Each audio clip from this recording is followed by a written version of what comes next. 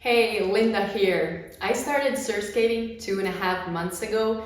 Before that, I had never skated in my life. I had never even thought about skating. But about 6 months ago, I picked up surfing, and as I live by the Mediterranean, there just isn't enough waves, so surf skating was a logical extension of surfing. But as I'm a complete beginner, skating does not come easy for me, and I was really trying to think about how could I make myself more comfortable with the skate and how could I progress a little. So what I came up with was this 30-day challenge where I surf skate for 30 days straight. I really like skate parks, and I think that's the best place where to practice skating. During these 30 days, I visited 3 different skate parks and 2 different pump tracks, and I think it's important to go to different skate parks because each skate park is different and has different elements. And I really tried to use them fully. I tried to use all the ramps, inclinations, roll-ins, bowls, any element it might have, and I didn't necessarily try to do tricks on them, obviously. I just rode them and checked out how it feels.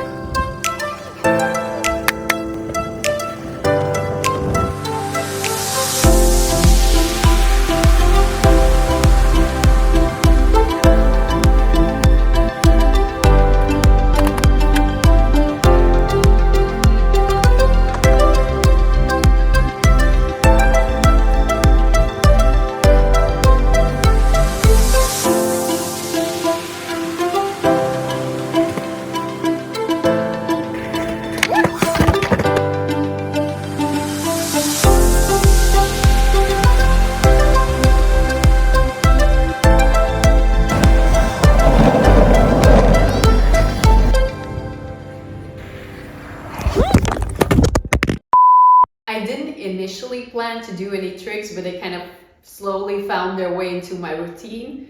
I started with some really simple stuff, just doing tic-tacs, trying manual, trying fakie, 180, and then building up to 360, drop-ins, cross step, snap, a bird slide.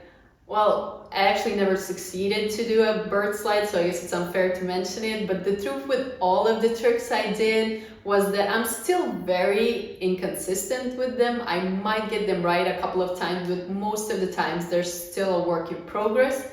But what I find awesome about these simple tricks is that you can just go to a skate park and try a trick for 30 times. And if you put your heart into it, you will get it right once or twice. And it's such a cool feeling that you just spend 20 minutes on it and you're like, wow, I did it. And I think it's a very nice confidence booster.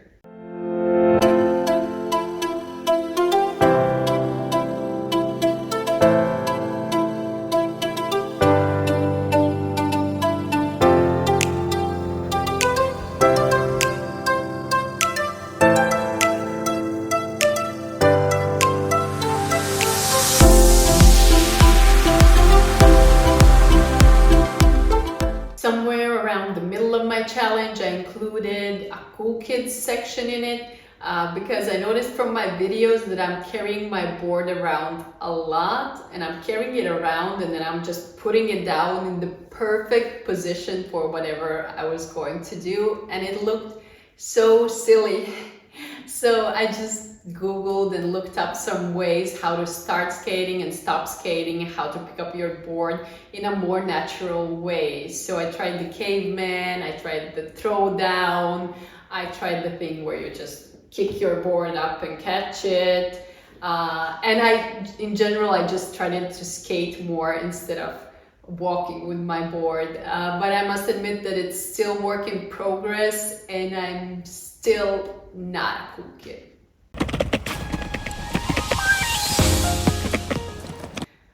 The streets. The streets are scary. There's so many unpredictable elements. But I guess that's what also makes them so beneficial for developing one's skating skills.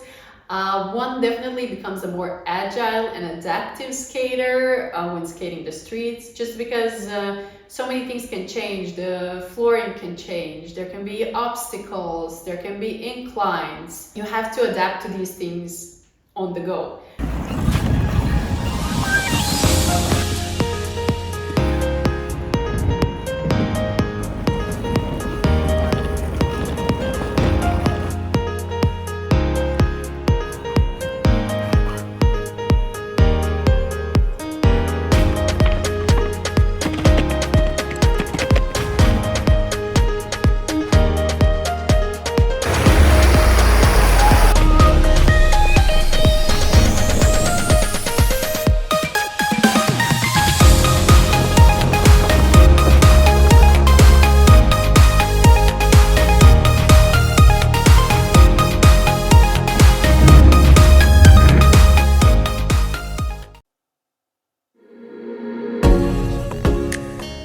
The single best advice I got about pump tracks was that you have to compress right here. You go up and then you compress immediately. It kind of makes complete sense, and I'm not sure what I was doing before, probably something like this all the time.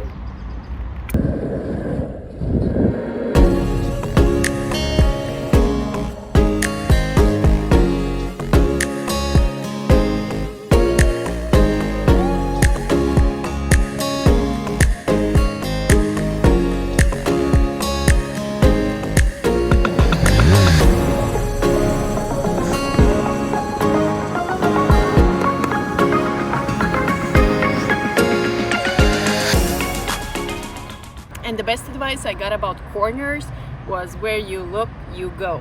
And it doesn't really matter how wobbly I get into the corner. It doesn't matter that I get into it in a weird angle. If I look at the exit, I'm gonna get out. Except for that one corner right there where I'm just catapulting myself out. Honestly, pump track is probably the element I paid the least attention to, but I feel like I've progressed significantly. When I first stepped on a pump track, I wasn't able to ride it. I had my hands held just to get down the first bump, and I couldn't even do it. I fell, and that was 2 months ago.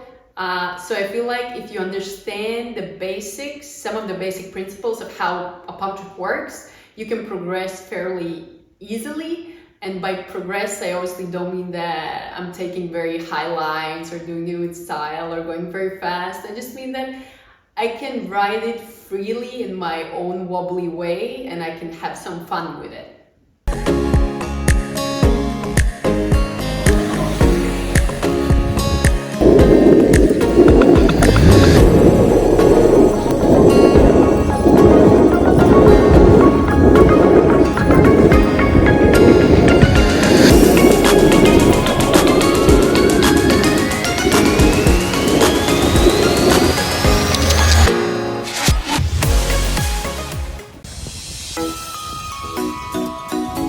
Some people will tell you that there's no better feeling than surf skating a bowl. Others will tell you that pump track is where surf skate really shines. Well, they're all wrong. It's cones. Cones are so cool.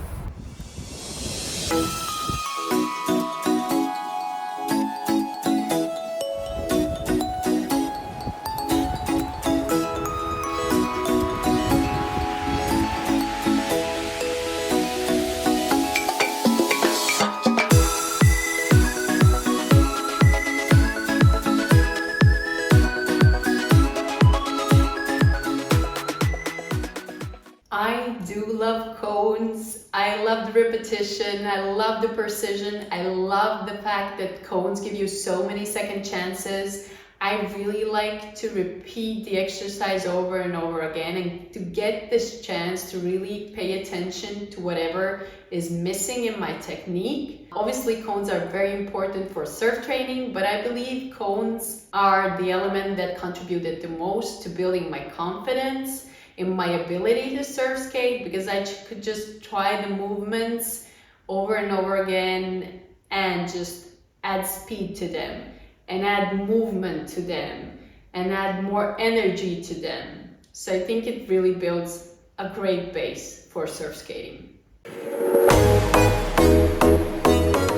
The bowl was a challenge, and I can admit that during these 30 days, I did not ride the bowl properly. All this time, I had a very distinct feeling that I'm doing something wrong, but I couldn't pinpoint what it was. As I progressed, my carving got better, I went higher up, I used roll-ins, but still I wasn't able to generate any speed at all. So at this point I started asking people, can they take a look at me in the bowl and tell me what I'm doing wrong?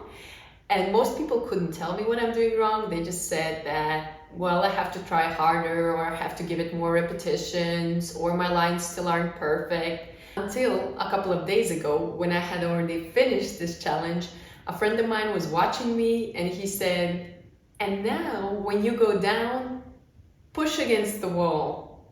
And there was an explosion in my brain. That was the thing that was missing. It turns out I was not pumping. And why wasn't I pumping? Because I had completely misunderstood the concept of pumping. I thought that pumping means generating speed by going like this and compressing and extending. I had never associated pumping with the actual movement of pushing against the surface, which is what pumping really is. And I can tell you, it's a very humbling feeling when you know that you have misunderstood a basic concept of the sport for several months. It really made me feel like I'm not a beginner, I'm something below a beginner, but I'm gonna choose to look at it like I had a breakthrough and now I can ride the bowl.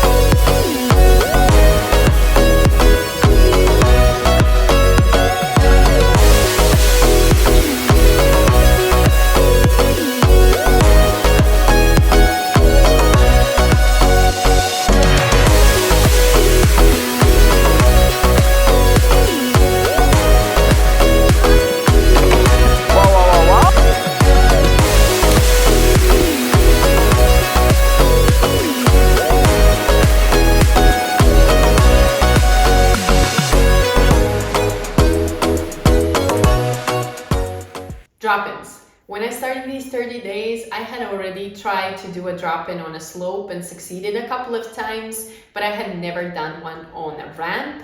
So I dedicated one session entirely to drop-ins, and I went to a skate park that I knew had ramps of different heights.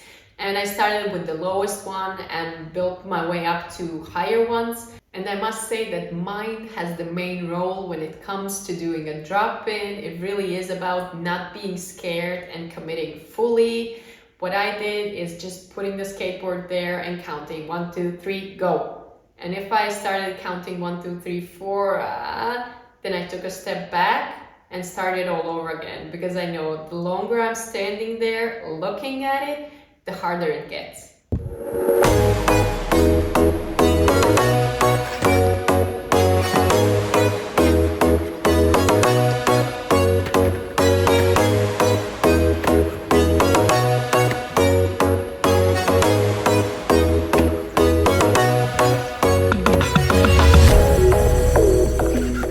This was so fun.